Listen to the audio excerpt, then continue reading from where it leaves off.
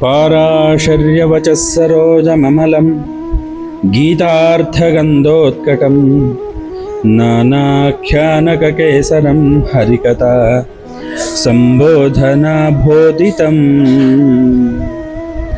लोके सज्जनषट्पदैरहरहः पेपीयमानं मुदा भूयाद्भारतपङ्कजं कलिमल ಪ್ರದ್ವಂಶಿನ ಶ್ರೇಯಸೇ.